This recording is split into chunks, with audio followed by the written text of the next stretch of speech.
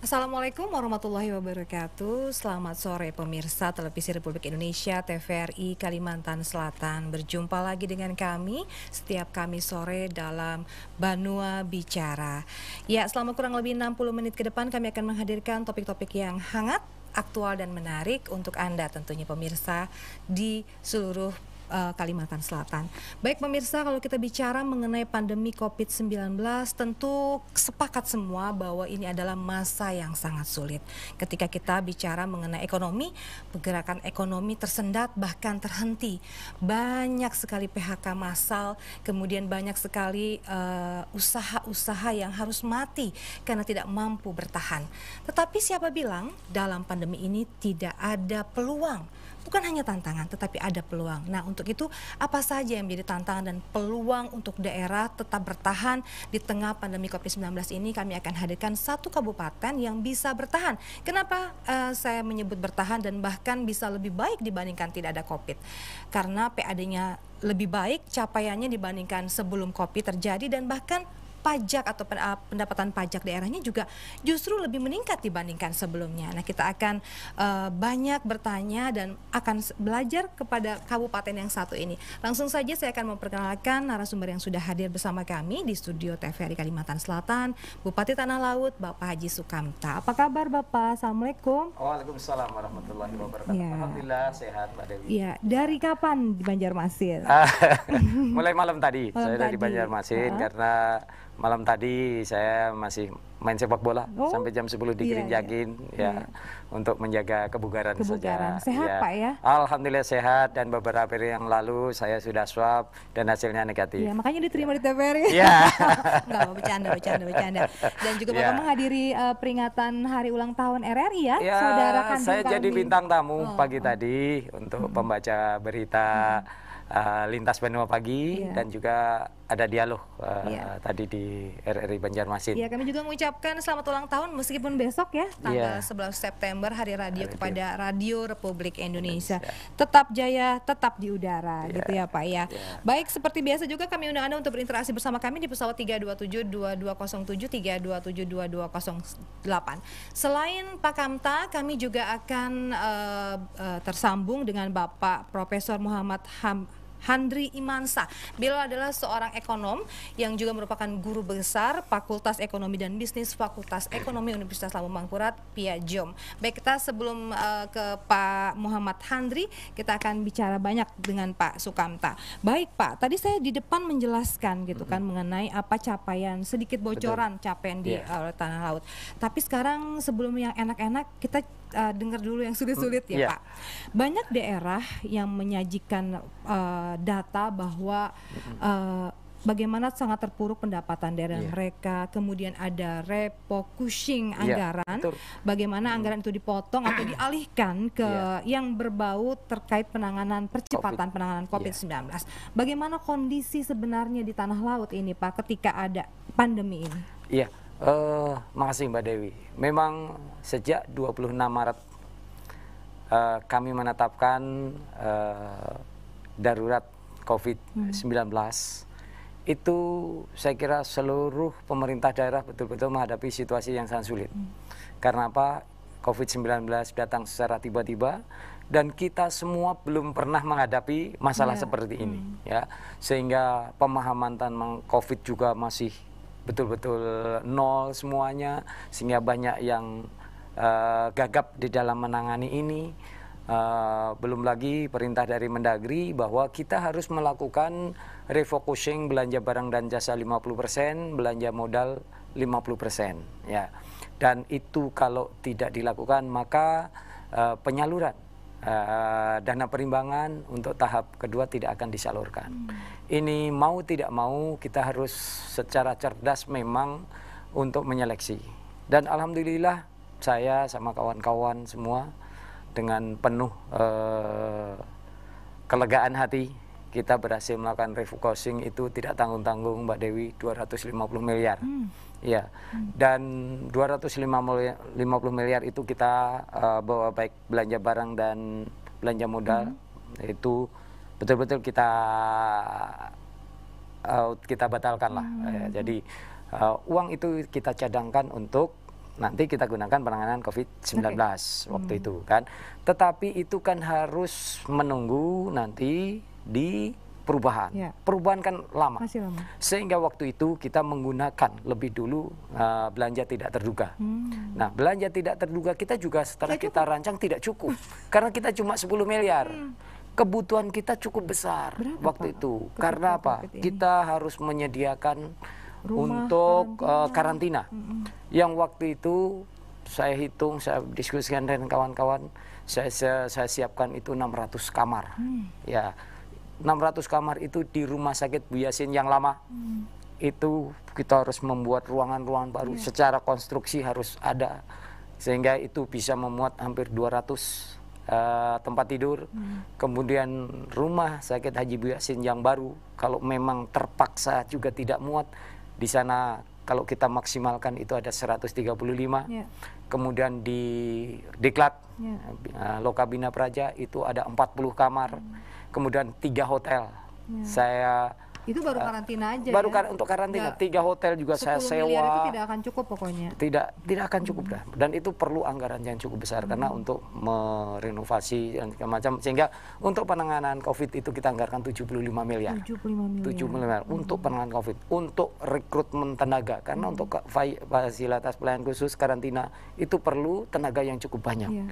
Belum lagi nanti biaya untuk konsumsinya. Karena ini harus standar untuk apa? Agar mereka yang kita karantina imun tubuhnya itu cepat naik sehingga proses penyembuhan juga lebih cepat waktu itu. Nah, baik ketika ada refocusing, tentunya kan ada yang memang dikorbankan, ada yang tidak jadi dilakukan ketika memang itu sudah dianggarkan dan direncanakan. Dampaknya apa, Pak? Mungkin ada contohnya juga gitu, dampaknya tuh jadinya seperti ini gitu, nggak bisa. Dampaknya dengan kita batalkan beberapa kegiatan, maka yang pertama lapangan kerja tentu akan turun. Upah untuk pekerja-pekerja kita yang harusnya dapat pekerjaan menjadi tidak dapat pekerjaan. Ya. Kemudian karena tidak ada, tentunya belanja di masyarakat juga akan terjadi penurunan, kan seperti itu. Nah, kemudian juga dari sisi pajaknya tentu akan terjadi turun. Semestinya seperti ini. Oleh karena itu kita harus putar otak bagaimana mengganti ini loh. Nah, bagaimana kita menyiasati terjadinya PPN, penurunan PPN, PPH maupun pajak daerahnya. Itu kan karena misalnya ini bangunan kantor, dia menggunakan batu pondasinya. Batu kan kita kenakan pajak daerahnya dari galian C. Kemudian nanti ada PPN, PPH-nya. Multipliernya luar biasa. Jadi tapi kita juga harus berpikir, sekarang dari mana kita harus bisa mengganti supaya apa? Supaya target pendapatan kita tidak terlalu anjlok ya. Jadi kita di satu sisi menangani COVID, di satu sisi kita memikirkan bagaimana ekonomi kita tetap bisa bertahan. Nah, di satu sisi memang turun, tapi berarti di satu sisi harus ada yang kita naikkan. Sunatullahnya pasti begitu. Kalau ada yang turun itu pasti ada yang punya peluang untuk naik. Nah, itu yang kita pikirkan secara rekonstruksi bersama, Mbak Dewi, sehingga akhirnya sekarang IKM-IKM yang mereka agak turun, kita ubah untuk bisa menyediakan APD. Ada dirubah langsung. Kita arahkan melalui Dinas Tenaga Kerja dan Perindustrian. Mereka dilatih untuk bisa bikin hazmat, bisa bikin masker, bisa bikin face shield seperti ini kan. Untuk kemudian nanti di APBD desa juga saya perintahkan anggarkan untuk pengadaan masker, anggarkan untuk pengadaan, sehingga di desa pun mereka sudah pengadaan masker sudah sejak lama, sejak bulan Maret April setelah lakukan perubahan di samping yang untuk bantuan sosial kan juga ada untuk penanganan COVID. Selain cepat gitu membanting setir atau berubah haluan untuk dari IKM itu dari mungkin makanan ya selama ini di Kabupaten Tanah Laut cateringnya dan sebagainya, kemudian sekarang beralih ke APD gitu. Apa yang menyelamatkan? Apakah karena memang selama ini sektor pertanian, perkebunan lah yang penopang Tanah Laut? Apakah itukah yang menyelamatkan Tanah Laut? Saya melihat sektor pertanian, baik tanaman pangan, hortikultura, kemudian perkebunan, kemudian peternakan, ini masih sektor yang saya lihat masih bisa survive, ya, tenaga kerjanya masih bisa survive. Nah, sehingga mereka yang kita dorong untuk tumbuh. Makanya perbankan saya minta tolong kurs segera diluncurkan, lakukan relaksasi pinjaman, ya. Kemudian juga terhadap pengusaha-pengusaha kita lakukan relaksasi untuk pinjaman. Dan kita juga ada program dari pemerintah daerah yang memang cuma perlu biaya 15 juta ke bawah, silahkan ngambil di BPR dengan bunga 0%. Oh, iya, jadi yang dilayani oleh BPR bunga 0%, supaya produksi ini tetap bisa berjalan. Karena apa? Beras walaupun COVID seperti apapun itu masih jadi kebutuhan pokok. Pasti akan laku dengan harga yang sedang. Dan kita juga melakukan stabilisasi harga itu. Sehingga harga beras cukup menguntungkan. Bahkan kemarin sempat terjadi penurunan harga ayam, ya. Maka saya perintahkan waktu itu seluruh pegawai negeri kita beli, ya. Wajib membeli, ya, untuk ayam. Sehingga sempat satu kali dari kandang petani-petani peternak kita, sehingga sempat satu kali kita beli hampir 1 ton untuk untuk pegawai kita, hampir 1 ton. Berarti kita beli waktu itu karena minimal 2 kilo saya bilang minta. Ini menarik nih, ketika Bapak bilang relaksasi, ketika BPR oke lah, karena itu kan daerah domainnya. Tapi ketika ada perbankan nasional kan kebijakannya tuh di atas. Kalau yang saya tahu, perbankan itu justru memperketat dalam hal peminjaman. Itu gimana Pemkab Tanah Laut bisa juga meminta mereka untuk tadi imbauan untuk adanya relaksasi terhadap kredit atau juga itu seperti apa Pak? Kerjasamanya itu gimana? Yang dibangunnya seperti apa? Begini, IKM saya bilang agar lebih cerdas di dalam mengelola. Ada satu pengusaha kita yang cukup saya nilai cukup cerdas, sehingga saya bilang ini lanjutkan aja pinjamannya, ya. Walaupun cicilannya itu ditunda, pembayaran angsurannya ditunda. Dia punya truk 18. Dalam situasi seperti ini tidak bisa semua. Maka yang 8 itu dia istirahatkan, dia dongkrak, sehingga bannya nanti jadikan spare part. Jadi dia akan menghemat pengeluaran untuk biaya pemeliharaan yang lain. Kita jangan dijual, saya bilang.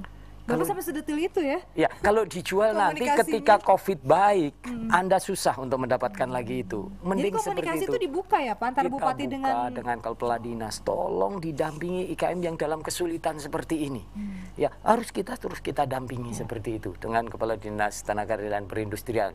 Sehingga Kepala Dinas saya itu malam-malam dia keluyuran kemana-mana untuk mendampingi IKM itu. Supaya dia tetap bertahan. Nah, kemudian juga kita di sisi pelayanan untuk mengejar pajak misalnya. Kita kan BPN ada program PTSL, kita dorong supaya cepat. Karena apa? Disitulah kita sudah ada koneksivitas, ada MOU dengan, dan di situ dari sisi itu kan pajak-pajaknya sudah jelas. Mereka harus bayar pajaknya dulu, baru nanti sertifikatnya keluar. Sehingga dari pajak daerah itu bisa naik gitu loh. Dengan notaris-notaris juga kita sudah ada kesepakatan untuk dari BPHTB. Nah, inilah yang kemudian bisa menutup penerimaan pajak dan retribusi. Kemudian juga kontraktor-kontraktor ya yang dapat pekerjaan, tolong NPWP-nya di kami supaya pajaknya masuk ke kami. Nah, inilah yang saya lihat kemudian supaya kita untuk mengejar penerimaan. Memang ada pendapatan yang turun, tetapi di satu sisi ada yang kita dongkrak naik. Sehingga PAD kita tahun ini dibanding bulan yang sama tahun tadi, kita justru lebih tinggi. Tahun tadi sampai bulan September itu baru 57%, alhamdulillah tahun ini sudah 73%. Di masa pandemi. Betul. Dan perbankan juga saya tanya dari Bank Kalsel, semester pertama Pak Anwari gimana kinerjanya? Alhamdulillah Pak, target keuntungan tercapai, bahkan lebih walaupun tidak banyak. BRI saya tanya juga begitu. BPR yang punya kita, alhamdulillah Pak, laba kita lebih dari target. Artinya apa? Ekonomi di bawah itu bergerak. Karena saya memang tidak pernah menutup pasar, tidak pernah menutup orang jualan. Pariwisata sementara waktu itu memang saya tutup. Sekarang sudah mulai? Tapi sekarang sejak bulan Agustus kemarin sudah mulai saya perlahan saya buka, tetapi dengan kontrol protokol kesehatan yang ketat. Nah, mereka sebelum membuka, tim gugus tugas kita melakukan verifikasi dulu tentang kesiapan, baik kesiapan sumber daya, kesiapan sarana prasarana, kan, kemudian kesiapan yang lain-lainnya. Itu ketika sudah memang dinyatakan layak, maka barulah kita izinkan untuk ya, buka. itu tadi cerita dari Bapak saksi hidup. Iya, itulah Gimana sih? memang kita harus berpikir keras. Itulah yang sudah disampaikan. Nah, sekarang kita mau dengar penjelasan Pak Prof Muhammad Handri. Apa kabar, Prof? Halo, assalamualaikum warahmatullahi wabarakatuh. Waalaikumsalam, Prof ini lagi di Jakarta, lagi lockdown, Prof. Ya, saya kemarin di Banjarmasin sudah lama sekali. Kemudian setelah dibuka saya ke Jakarta. Kemudian sekarang lockdown lagi di Jakarta, Mbak Estrin nggak boleh kemana-mana. Nggak bisa balik ntar, Prof. Iya, jadi itulah kita di masa pandemi ini mesti menjaga mobilitas kita ya. Tapi sangat terbantu dengan adanya internet ya, jadi kita sangat terbantu dengan teknologi ya. Jadi dimanapun berada kita masih bisa dihubungi dan bisa berinteraksi. Nah, jadi sangat menarik sekali tadi paparan Bapak Bupati bahwa PAD-nya malah naik katanya kan. Kemudian kegiatan-kegiatan ekonomi itu masih tetap bisa berjalan dengan skala terbatas, tetapi tetap menjaga protokol kesehatan. Nah, itu kira-kira yang saya tangkap dari penjelasan beliau. Apa kira-kira Bu yang bisa saya tambahkan? Baik, Prof. Prof ini kan bukan hanya Talah, pasti Prof juga mengamati perkembangan Kalsel, kabupaten kota pada umumnya, juga daerah-daerah lain. Sebenarnya tantangannya seperti apa yang mungkin saat ini belum dibaca oleh kepala daerah, dan Prof juga harus menyampaikan gitu. Sebenarnya ini ada hal yang sangat penting yang harus dijaga loh, pandemi ini nanti kalau memang kan kita tahu, kita tidak tahu kapan berakhir pandemi ini. Gimana, Prof? Ya, pandangan saya sudah jelas ya, jadi bahwa protokol kesehatan dan yang prioritas itu adalah memang kesehatan yang utama. Jadi ekonomi itu nomor 2. Ya, itu saya sudah kemukakan pandangan saya kira-kira 3 bulan 4 bulan yang lalu lah, ada di YouTube gitu ya, di YouTube adik saya, bagaimana pandangan ekonom mengenai pandemi ini, apa yang lebih diutamakan, apakah ekonomi dulu jalan atau dua-duanya sambil-sambil gitu, atau kesehatan lebih dulu. Pandangan saya pada waktu itu tetap ya bahwa kesehatan itu lebih diutamakan. Memang pasti ekonomi akan tersedat, itu pasti ya. Dan yang jelas dengan kita mengutamakan kesehatan itu kita bisa mengendalikan, itu intinya. Tapi memang di satu sisi ekonomi mandek dong, nanti kita nggak punya duit. Lah kita kan harus ada ada trade off ya, jadi pilihan. Nah, kalau memang kita harus seperti itu, berarti kita harus menyiapkan dana kan. Orang yang nggak bisa bekerja itu kan harus disiapkan BLT-nya kan. Itu yang sering menjadi hambatan, kita kan nggak punya uang. Nah, tapi kalau kita misalnya separuh-separuh itu lama, tetap keluar uang juga gitu loh. Jadi kenapa kita tidak di awal kita alokasikan banyak, langsung kita buat kendalikan dulu pandeminya, uang kita keluarkan, setelah itu kita akan ringan. Jadi nggak akan keluar banyak lagi, nggak perlu misalnya menyiapkan dana untuk rumah sakit, pembangunan karantina dan lain-lain. Nah itu kita sebenarnya itu tinggal pilihan, mau keluar di awal yang besar atau dicicil terus menerus, kita nggak tahu sampai kapan, seberapa kuat dana dari pemerintah gitu kan, baik pemerintah pusat maupun pemerintah daerah. Nah itu saya lihat di Banjarmasin itu juga melakukan hal yang seperti itu, di mana seperti mengadakan herd immunity. Jadi dibiarkan saja orang melakukan kegiatan ekonomi, kemudian protokol kesehatan juga tidak diawasi dengan betul. Saya melihat langsung itu sendiri ya, artinya waktu PSBB itu kontrolnya tidak sangat rileks lah gitu. Jadi apalagi dengan tanpa PSBB, artinya masa transisi. Jadi itu buat saya itu pilihan yang keliru. Kalau membiarkan sebagian, terus artinya kan nggak bisa jalan gitu kan ekonomi. Iya memang tidak bisa jalan. Kita tetap bisa jalan sebagian kan, yang esensial. Sementara yang tidak esensial kita stop dulu. Nah, orang yang tidak bisa bekerja itu yang harus disantuni. Itu jelas.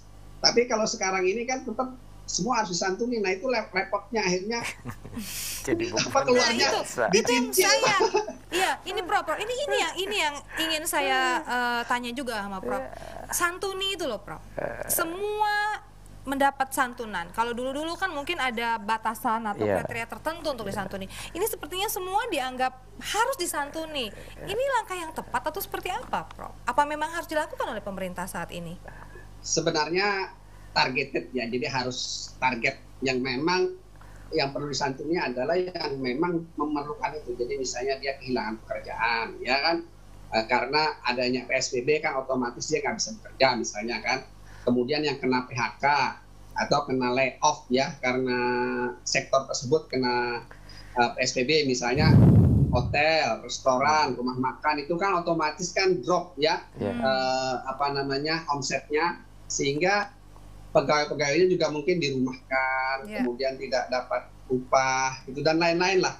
Nah itulah yang perlu diidentifikasi, mereka yang perlu dibantu gitu loh. Jadi tetap harus targeted, nggak semua. Kalau semua nanti kedodoran pemerintah gitu loh. Iya, karena kan sekarang kayak ada pegawai yang gajinya di bawah sekian juga dapat, atau semua orang dapat kuota gitu kan, tidak melihat gitu. Nah, sebentar apa yang mungkin bisa disarankan oleh Prof ketika kalau tanah laut kan memang dia sektor pertanian yang memang bertahan saat ini. Tapi seperti kota-kota yang jasa seperti Banjarmasin ambruk kan karena memang hotel tidak jalan, pajak, pelayanan jasa tidak jalan. Apa nih langkah ke depan yang mengantisipasi hal seperti ini? Kita tidak mau seperti ini lagi, tetapi kan ini adalah merupakan kita bisa evaluasi bagaimana mencari satu objek ekonomi yang memang bisa bertahan di masa apapun seperti itu, Prof. Ada saran, Prof? Ya, jadi memang ini adalah pilihan yang sulit dan kondisi ini saya kira sama di seluruh dunia. Jadi tidak melulu di Kalimantan Selatan atau di kota-kota Banjarmasin atau kabupaten-kabupaten yang dekat dengan kota Banjarmasin ya, terutama karena itu otomatis kan mereka perekonomiannya kan lebih banyak ke jasa ya. Jadi pilihannya memang ya kita tarik rem dulu sebentar aja seperti di kota Jakarta. Mau nggak mau itu pilihan. Lah iya, sekarang kan pemerintah pusat itu memberikan stimulus gitu kan, tanpa memandang siapa yang berhak atau tidak. Itu mungkin di satu sisi adalah mungkin kesulitan data mengidentifikasinya. Itu pertama mungkin ya, saya nggak tahu persis kenapa kebijakannya seperti itu. Kedua, kemungkinannya adalah untuk menaikkan memompa konsumsi, karena semua orang sekarang menahan konsumsi. Orang kan takut kan kalau ini berapa lama, sehingga orang hanya belanja untuk hal-hal yang perlu. Apalagi golongan menengah ke atas, mereka tidak akan belanja, mau ngapain kan? Belanja yang nggak perlu. Sekarang saya tahan, saya berapa lama ini untuk kondisi seperti ini kan jaga-jaga. Nah, padahal tanpa belanja maka konsumsi menurun. Nah, itu memperparah kegiatan ekonomi kita. Nah, itu dia jadi pilihan yang sulit sebenarnya. Iya, baik. Jadi, Prof, ya. Baik, kita tahan dulu, Prof. Ada penelpon, Prof. Silakan. Selamat sore. Selamat sore. Iya, dengan Ibu siapa? Iya, Ibu siapa? Haji Ratna di Marabahan. Ibu silakan. Ya, tambah cantik aja Mbak Dewi. Aduh. Silakan, Bu. Assalamualaikum warahmatullahi Pak warahmatullahi wabarakatuh, Pak Bupati Tanah Laut, Waalaikumsalam, Pak Bu Haji Ratna. Ya. kemudian juga Pak Muhammad Handri, Iya. Profesor. 2014 Pak, ekonomi Tanah Laut ini kan pernah di atas provinsi. Nah, yang ingin saya tanyakan angka yang sekarang berapa untuk Tanah Laut? Artinya ekonomi yang bagus itu apakah kemiskinan itu berbanding lurus dengan ekonomi yang meningkat itu? Satu. Nah, lalu yang kedua Pak, kalau saya lihat ini pertambangan masih menjadi penyumbang terbesar dalam perekonomian Tanah Laut. Nah, akan tetapi kan ke depannya ini perlu diadakan transformasi agar dapat mengurangi sektor ini, karena kan pertambangan ini Pak dan penggalian ini terus-menerus nanti menurun kontribusinya. Tuh. Nah, lalu yang ketiga, bagaimana Pak Sukamta mengembalikan Tanah Laut ini supaya menjadi lumbung padi seperti masa kecil saya di Tanah Laut. Nah, saya lahir di Pelihari. Jadi ini putri daerah. Putri Pada daerah. saat itu sapi itu menjadi lumbung, menjadi lumbung sapi Tanah Laut begitu ya. Nah, kita bangga di mana-mana melihat sapi sampai menjadi ornamennya Tanah Laut kan sapi itu ketika kita masuk itu Pak Sukamta. Nah, bagaimana Pak Sukamta mengembalikan masa-masa emas itu? Emas itu Assalamualaikum warahmatullahi wabarakatuh. Waalaikumsalam. Baik, sebelum ke Pak Kamta nih, saya mau ke Prof dulu ya. Nah, Prof ini apa langkah nih Pak harus menghadirkan beliau ini? Prof. Ya, silakan Bu. Ini kan tidak ada tadi kita juga bicara ya Pak bahwa kita tidak tahu nih kapan berakhir. Kapan berakhirnya? Iya. Tidak ada yang bilang bahwa ini bahkan ada yang bilang bahwa jangankan Indonesia, banyak negara yang akan bangkrut seperti itu. Pak, gimana sih Bapak bisa kalau berdasarkan analisa Bapak sendiri seperti apa nih Pak kita nih Pak nanti Pak? Nah, kurasa Bisa sekarang bertahan. lagi ya. Jadi kita harus mengkaji ketahanan ya, daya tahan, kan? Ketahanan itu kan daya tahan. Economic resilience. Jadi setiap negara kemudian kita mungkin skop yang lebih kecil ya kabupaten atau provinsi itu bagaimana daya tahannya terhadap shock yang ada ini. Jadi ini kan shock nih kan, jadi ada goncangan. Nah, itu akan dilihat dari ketergantungannya perekonomian itu terhadap sektor luar eksternal. Jadi misalnya kayak tadi dikatakan bahwa sekitar hampir 20% ekonomi Tanah Laut ini bergantung kepada sumber daya alam yang tidak terbarukan, yaitu batu bara yang saya lihat tadi di data. Dan itu termasuk cukup bisa menjadi goncangan juga ya. Artinya kalau makin exposure-nya atau makin paparannya makin luas, itu berarti akan makin daya tahannya makin berkurang ya. Kemudian defisit fiskalnya bagaimana? Apakah selama ini defisit fiskalnya cukup tinggi? Kalau tidak cukup tinggi berarti itu daya tahannya masih kuat gitu kan. Nah, itu jadi salah satu kunci-kuncinya seperti itu. Nah, seberapa lama? Nah, itu tadi seberapa kuat daya tahan tadi. Nah, itu perlu dilihat faktor-faktornya. Jadi stabilitas ekonomi makronya, kemudian stabilitas defisitnya bagaimana, kemudian paparan ekonominya terhadap sektor eksternal bagaimana. Nah, untungnya Kabupaten Tanah Laut ini salah satunya juga pertaniannya cukup besar ya, tapi pertaniannya juga bergantung kepada kelapa sawit juga.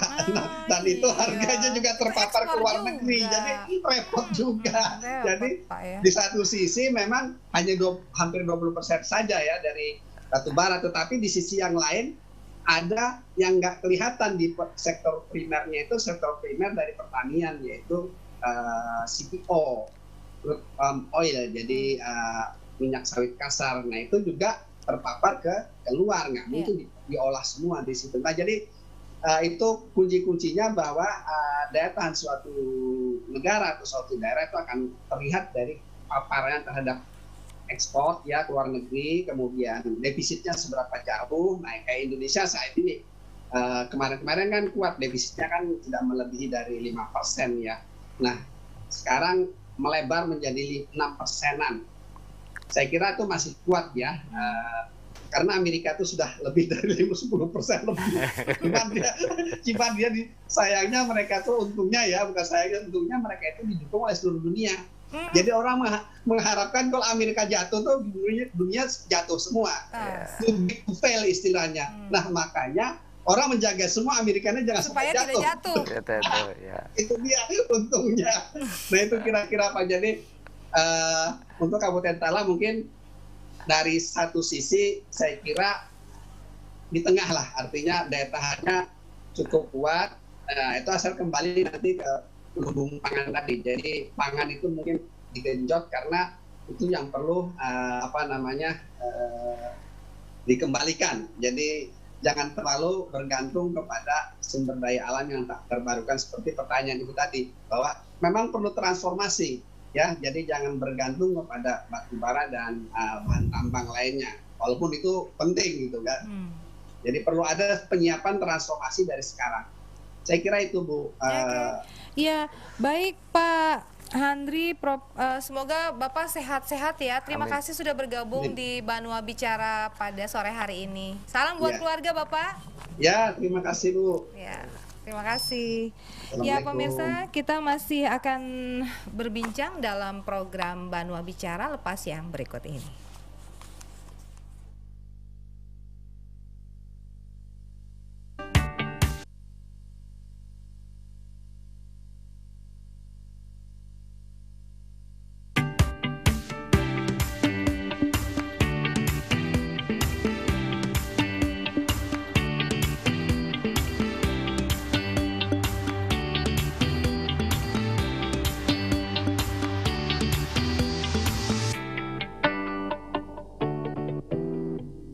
Semakin beragamnya acara di berbagai media siaran menuntut kita untuk lebih cerdas serta bijak dalam memilih dan memilah tayangan yang layak, berkualitas, sekaligus berdampak positif bagi pembangunan mental juga karakter kita. Bila menonton TV, perhatikan simbol klasifikasi tayangan. Perhatikan pula tokoh atau pembawa program. Dampingi anak-anak saat mereka menonton. Jadilah penonton cerdas dan kritis. Iklan layanan masyarakat ini dipersembahkan didukung oleh Cuci tangan itu penting untuk mencegah datangnya penyakit.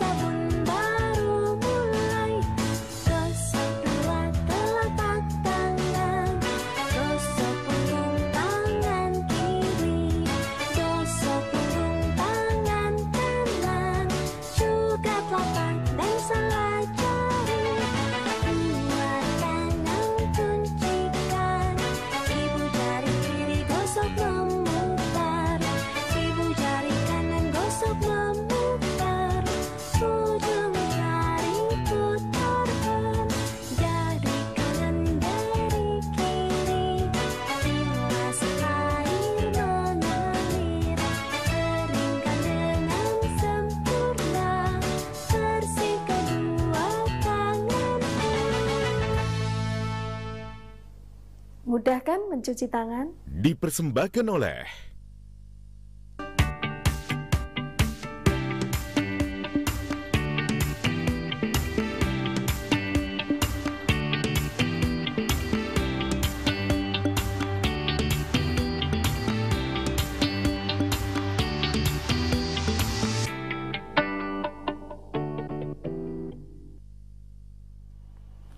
Baik, Anda masih bersama kami dalam Banua Bicara yang hadir setiap hari Kamis dari porsi waktu 5 sore hingga 6 sore.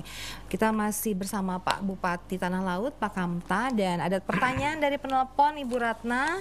Semoga Ibu selalu sehat dan juga bersama keluarga. Gimana nih Pak? Tadi katanya Tanah Laut pernah pendapatannya itu lebih tinggi dari PDRB. Oke, pendapatan brutonya lebih tinggi dari provinsi. Pertumbuhan ekonominya lah. Pertumbuhan ekonominya lebih tinggi daripada provinsi. Itu bagaimana sekarang gitu? Ya, memang waktu itu pertumbuhan ekonomi kita bagus. Tapi kalau kita lihat bahwa dominasi pertumbuhan ekonomi itu ada pada sektor pertambangan dan galian. Di sektor ini kan tidak melingkupi banyak warga kita. Ya, jadi setelah batubara mengalami penurunan yang drastis, secara otomatis tentu berpengaruh terhadap pertumbuhan ekonomi di daerah. Tapi saya tidak terlalu kecewa, karena apa? Karena di sektor primernya, yakni pertanian, perkebunan, peternakan, dan kehutanan itu trennya terus makin baik. Yang kedua juga di industri pengolahan, trennya itu makin baik. Kemudian di perdagangan, hotel, dan restoran juga makin baik. Padahal di sektor-sektor inilah sebagian besar rakyat tanah laut itu bekerja, berproduksi di sektor-sektor ini. Jadi saya kira kalaupun pertumbuhan ekonominya itu turun, tetapi produktivitas rakyat kita kan naik. Karena sebagian besar bekerja di sana. Yang bekerja di sektor pertambangan itu kan lebih sedikit. Nah, itu sehingga saya tidak terlalu pesimis dengan pertumbuhan ekonomi yang turun. Karena apa? Karena turunnya di sektor pertambangan. Dan saya memahami betul tentang itu, makanya saya mentransformasikan ekonomi itu dari pertambangan ke sektor primer dan ke industri pengolahan maupun ke jasa. Nah, ini yang kita lakukan. Nah, sehingga saya mengambil beberapa kebijakan nih. Termasuk ini saya mengambil kebijakan, mari kita bangga sebagai orang tanah laut. Ini dalam rangka membangun ekonomi. Termasuk industri sesirangan yang Mbak Dewi pakai dan yang saya pakai. Ini adalah produk lokal tanah laut. Iya betul, saya pakai sesirangan tanah laut. Dan saya perintahkan seluruh pegawai negeri di tanah laut, tolong kita pakai sesirangan produk tanah laut. Dan produknya tidak kalah keren kok. Dan ini sudah kita daftarkan. Yang ini sudah kita daftarkan sebagai haki ya kemarin dampingi, bahwa ini memang secara teknik, ini namanya teknik, kita daftarkan, ini namanya ringkel jimpitan. Jadi sesirangan sekaligus dengan teknik ringkel dalam satu kali celup sudah jadi bentuk seperti ini. Nah, ini kan teknik baru yang belum pernah ada di tanah laut. Yang kedua, saya juga ngambil kebijakan. Saya masih tanya, semua warga tanah laut masih makan nasi kan? Belum makan pisah, belum makan yang lain. Nah, karena masih makan nasi, yang nasi itu bahan bakunya itu adalah beras. Oleh karena itu seluruh pegawai saya minta kita beli beras minimal 5 kg. Dan saya harapkan seluruh warga tanah laut, ayo kita beli beras kita. Mayangkuro itu luar biasa. Ya, enak ya, berasnya Pak? Sangat enak dan kualitasnya bagus. Lagi harusnya dibawain, Pak. Saya nggak pernah ngerasain. Makanya termasuk Bu Ratna sebagai putri tanah laut, beli beras tanah laut aja deh sebagai rasa bangga kita terhadap orang tanah laut. Jangan-jangan supaya apa? Supaya ini bahwa dengan demikian maka uang itu akan berputar di tanah laut. Nanti sapi disimpan dulu. Ya. Oh, penelponnya baik, Anda masih bisa berinteraksi bersama kami di pesawat 3272207, 3272208. Baik, terkait sapi nanti dulu. Ini pertanyaan tadi Bu Ratna jadi bikin saya penasaran ketika bilang bahwa tanah laut pernah menjadi lumbung pangan. Emang sekarang enggak? Saya kira lumbung pangan dari sektor daging. Ya, namanya pangan itu kan. Iya, pangan sapi ya. Pangan itu ada daging. Baik. Ada beras. Ada ikan. Ada ya. Oke. Selamat sore. Halo. Iya, Ibu Ratna, masih Ibu Ratna. Oh, sama-sama Bu Ratna. Dengan siapa Bapak? Pak? Sebentar dulu, ibunya yang cantik. Astaga. Silakan Bapak, jangan rayu-rayu dulu Pak. Langsung to the point Pak. Silakan. Dari Banjarmasin Pak Sukanta. Siap. Oh, nggak mau nyebut nama. Ini sharing aja Pak ya. Pak, untuk Kabupaten Tanah Laut memang sumber dayanya luar biasa. Pakai yang dibahas Pak ini kan mengenai peluang ya. Tantangan juga Tapi Pak. Kita pindah sedikit masalah pendidikan Pak. Nah, masa pandemi ini menurut pendapat Bapak sebagai kepala daerah sampai di mana? Ini kan tadi tantangan dan peluang tentang masalah ekonomi. Nah sekarang ulun minta pendapat Pian mengenai masalah pendidikan di tanah laut ini sampai sekarang itu adakah terobosan dalam rangka malah masuk pandemi tapi pembelajaran bagi siswa itu adakah tanggapan Pian bagaimana caranya? Baik. Yang kedua Bu, yang kedua memang di pusat sudah diedarkan tentang bantuan kan para pegawai yang gajinya kurang daripada 5 juta. Nah, itu Bapak sumber dayanya kan banyak sumber daerah tuh. Nah, bagaimana tentang gaji yang kurang dari 5 juta tadi. Masih mantap pasukan tadi, mantap muda. Bapak muda. Iya. Baik Pak Abdul Qadir, itu aja ya. Oke, sudah cukup. Sebelum ke pertanyaan Pak Abdul Qadir tadi mengenai sapi dulu Pak. Ini kasihan sapinya ditunda-tunda Pak. Iya, betul. Makanya saya sekarang untuk Dinas Pertanian saya fokuskan pada 2. Yakni adalah pengembangan sapi dan unggas. Unggas kita fokuskan pada itik dan ayam. Ya, jadi kita dorong sampai kemarin saya katakan waktu itu harganya jatuh harga ayam. Ya, seluruh pegawai saya beli hampir 1 ton kita beli. Cuma minggu berikutnya langsung naik, bahkan naiknya kemudian tidak terkendali. Ya, artinya jadi mahal banget ayam. Padahal pernah jatuh waktu itu kita ambil 1 ton. Dan minggu berikutnya kami sudah menyiapkan lagi untuk membeli lebih banyak lagi dari pegawai kita. Tetapi ternyata sudah naik, berarti nggak jadi ya. Karena kita ingin memberikan stabilitas ekonomi. Dan untuk sapi, sekarang saya sedang berusaha untuk mendapatkan izin dari Kementerian Kehutanan dan Lingkungan Hidup. Karena kami ingin memanfaatkan lahan pasca tambang yang sudah reklamasi 100% dan sekarang tinggal 2 hal. Pertama, penilaian dari kehutanan tentang reklamasinya. Yang kedua adalah izin dari Kementerian Lingkungan Hidup. Di sana nanti akan kita jadikan range, akan kita kembalikan ketika Ibu Haji Ratna itu anak-anak dipelihara di tanah laut itu banyak sekali kandang-kandang sapi. Itu akan saya kembalikan, tetapi tidak lagi di tanah-tanah, tapi justru di areal-areal pasca tambang supaya nanti apa?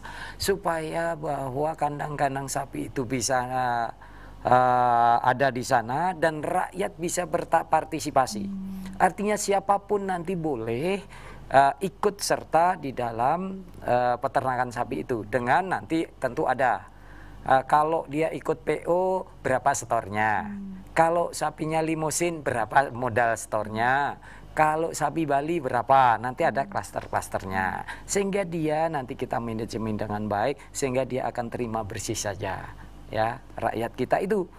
Dan itu saya sudah bicara itu 250 hektar untuk range. Siapa itu. tahu nanti tanahnya jadi gembur ya Pak? Tanahnya sudah bagus, rumputnya sekarang sudah sungguh kalau melihat ke sana sudah bagus, sangat bagus.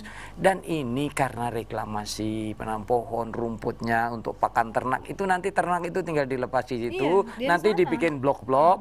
Ketika habis blok pertama maka kita buka kandangnya masuk ke blok kedua, blok ketiga, blok keempat, nanti balik ke sini sudah tinggi lagi sehingga tidak kesulitan, sehingga kita tinggal dan manajemennya lebih mudah karena itu kita kendalikan sehingga nanti apakah penggemukan, apakah pengembangan. Kalau pengembangan itu artinya dia anak beranak gitu loh. Kalau penggemukan kan nanti beratnya yang itu. Nah, ini sehingga kita berharap nanti areal pasca tambang itu menjadi produktif, rakyat berarti berpartisipasi di sana sehingga reklamasi itu akan menjadi lestari karena tidak akan lagi ada yang nanti nebang pohon ya. Kalau tidak begitu nanti melihat pohonnya besar, rakyat kita mikir-mikir ini kan sudah bisa dipotong dan dijual, illegal logging lagi. Nah, saya tidak ingin seperti itu. Nah, saya ingin seperti itu.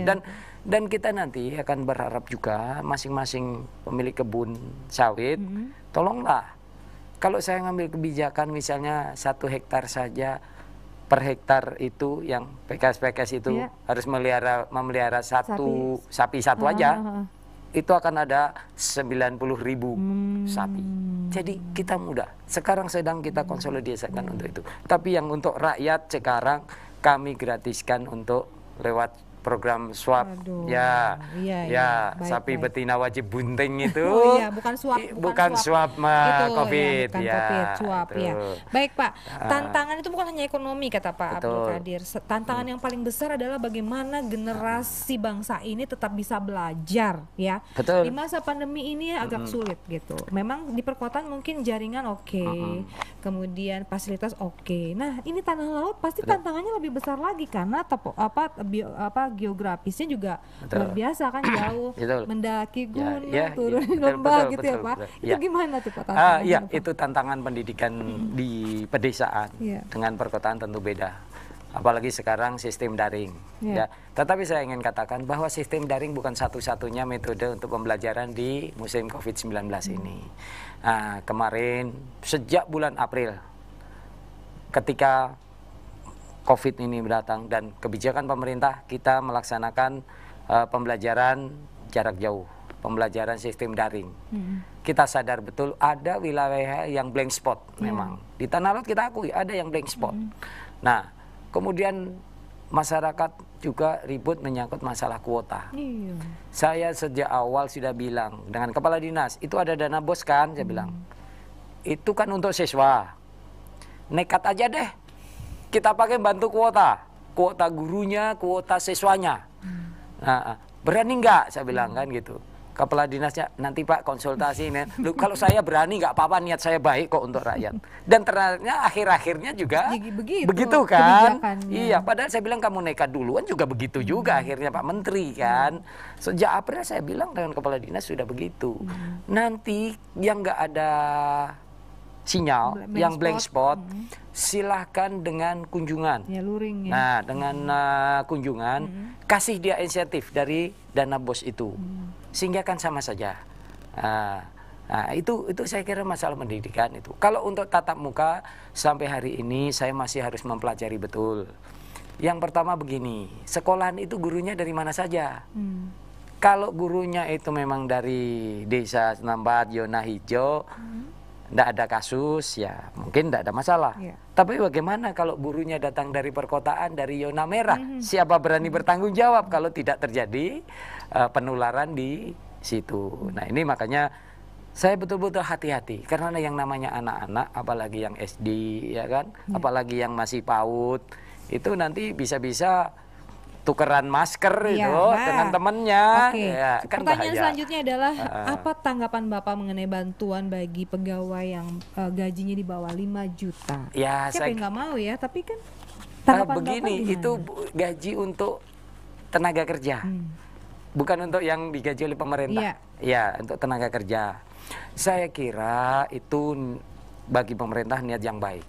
Hanya sekarang persoalannya adalah bagaimana pendataan itu, ya penyampaian data yang akurat kepada pemerintah. Ya, saya kira niat Pak Presiden itu sangat baik, saya sangat mendukung.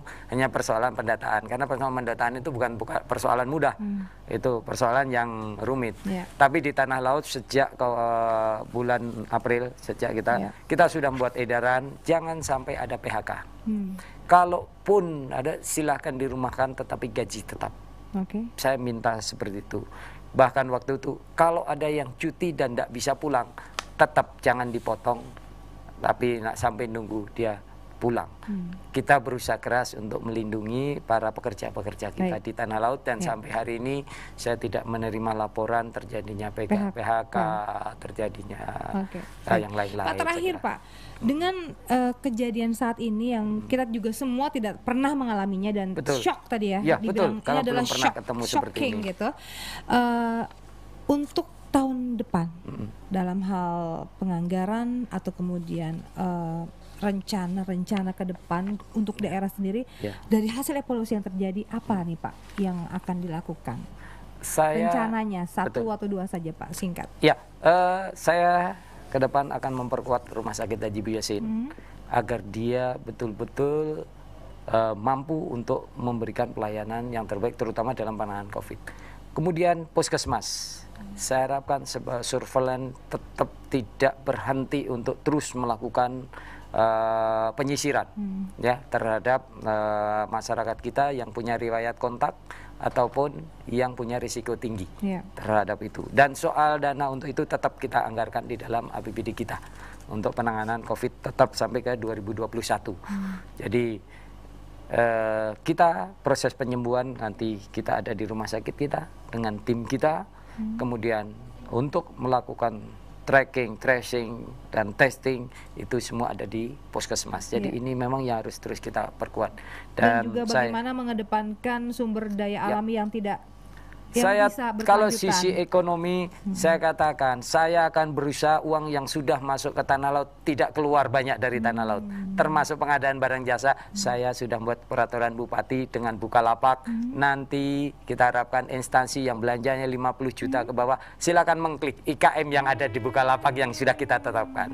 Kemudian nanti kita harapkan desa yang swakelola yang sekarang APBD desa itu 242 miliar, Mbak Dewi. Itu kalau bisa ditangkap separuh aja 120 miliar itu ada di IKM saya. Pasti hiduplah IKM di tanah laut. Dengan kita membuka Bukalapak kita yang kita namakan sosialita itu. Sosialita? Betul. Kepanjangannya apa tuh? Sistem order instansi lintas tanah laut. Nah, bukan itu sosialita jadi yang sosial. Oh, bukan. Oke, nah, Pak. Itu. Ini nggak sampai 1 jam kita bicara dan tadi juga ada Prof. Handri. Mudah-mudahan ini menginspirasi gitu. Memang tidak sempurna, Pak ya. Tapi paling tidak ada sisi baik dan positif yang bisa diambil. Begitu ya, Pak ya? Ya, usahalah kita terus berusaha. Di dalam pandemi bukan tidak ada peluang. Bukan. Masih ada peluang. Masih ada. Apalagi buat kita orang-orang yang bersabar dan mau berusaha. Insya Allah. Baik, terima kasih pemirsa. Anda sudah bersama kami di Banua Bicara. Semoga bermanfaat. Tetap terus terapkan protokol kesehatan. Gunakan masker dimanapun Anda berada. Terima kasih. Assalamualaikum warahmatullahi wabarakatuh.